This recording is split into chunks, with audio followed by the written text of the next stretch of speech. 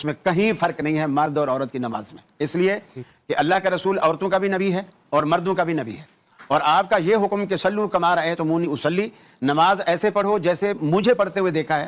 یہ نہیں فرمایا کہ عورتیں ایسے پڑھیں جیسے عائشہ پڑھتی ہے، عائشہ کو بھی یہی کہا کہ ایسے ہی پڑھو جیسے میں پڑھتا ہوں. السلام علیکم. آج کی ویڈیو کا ٹاپک یہ ہے کہ مرد اور عورت کی نماز میں کوئی فرق ہے یا نہیں.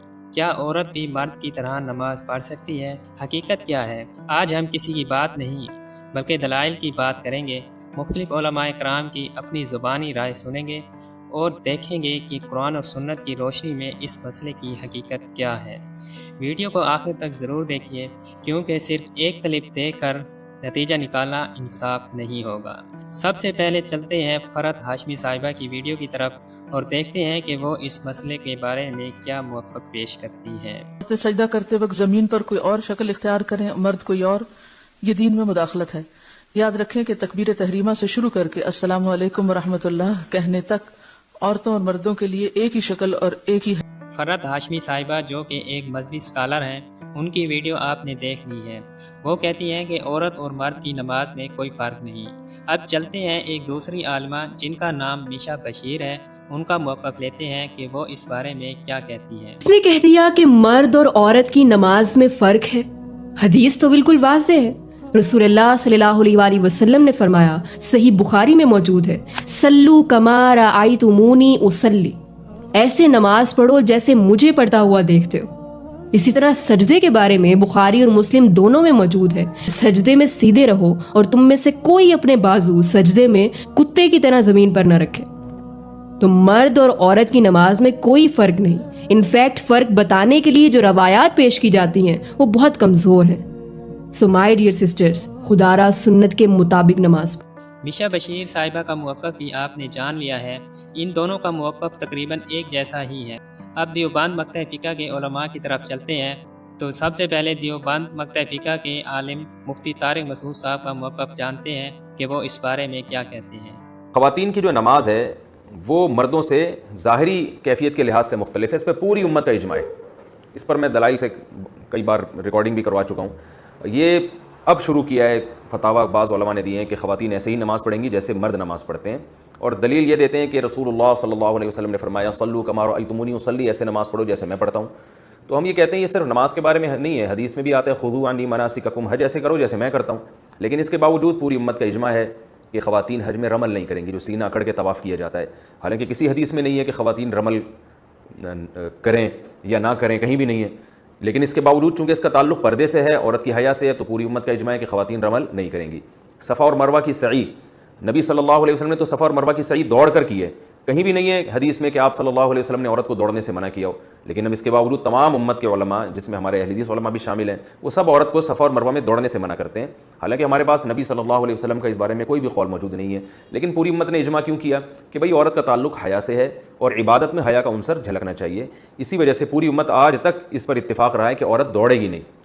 اسی طرح لبیک آہستہ کہنا، تو حالانکہ رسول اللہ صلی اللہ علیہ وسلم نے تو لبیک زور سے کہا ہے، لیکن اور عورت کو کہیں بھی نہیں ہے حدیث میں کہ نبی نے زور سے لبیک کہنے سے منع کیا ہو.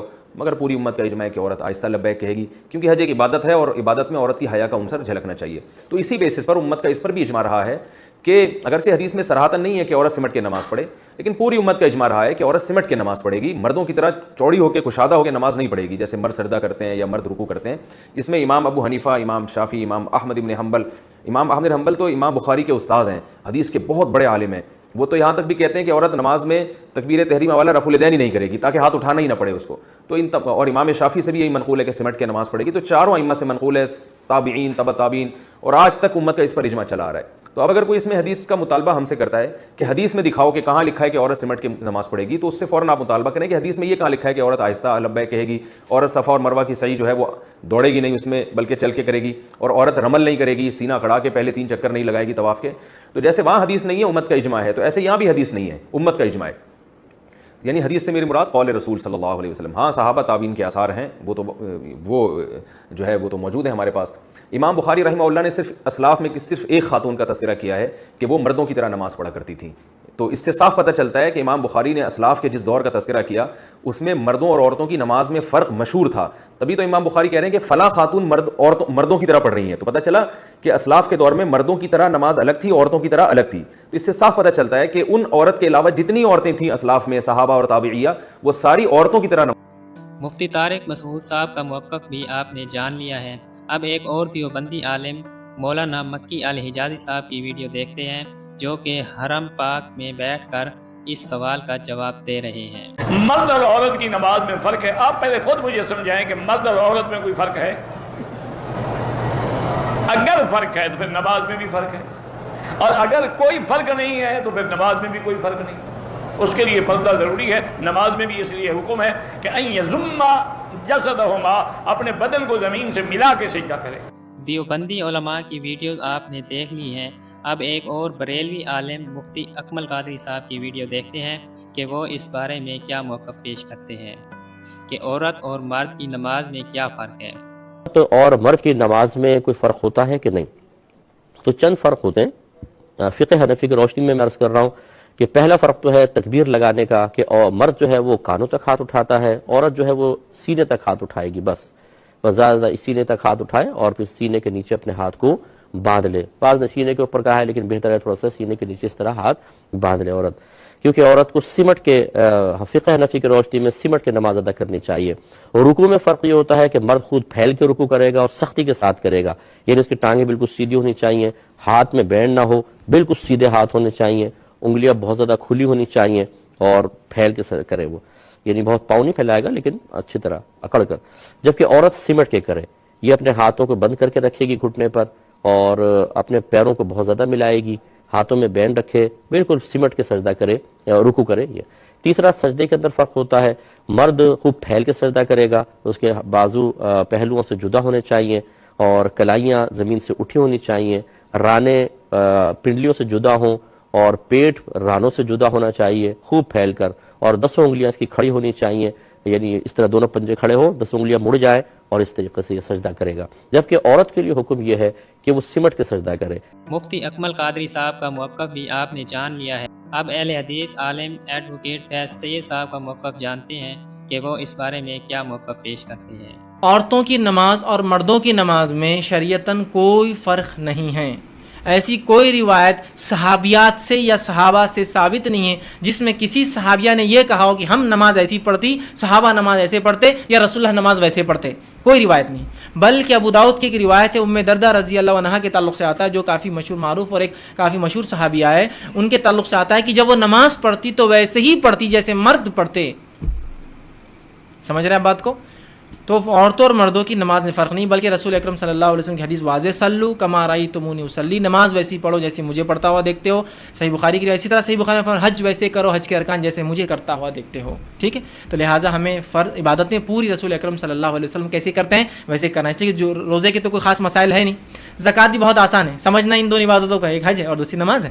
ٹھیک ہے, تو ویسے کرنا جیسے رسول اکرم صلی اللہ علیہ وسلم کو پڑھتے ہوئے دیکھا گیا ہے, یاد رکھیے. اور صحابہ کی گواہیاں ہمارے پاس بہت ساری موجود ہے کہ آپ صلی اللہ علیہ وسلم کیسی پڑھتے تھے. تو عورتوں اور مردوں کے نماز میں فرق نہیں ہے. لیکن اگر کوئی کہے کہ اب آج کے زمانے میں کیسا کرے, تو میں مردوں کو یہ مشورہ دیتا ہوں کہ آپ عورتوں کی جیسی نماز پڑھیے. ایڈوکیٹ فیض سید صاحب کا موقف بھی آپ نے جان لیا ہے.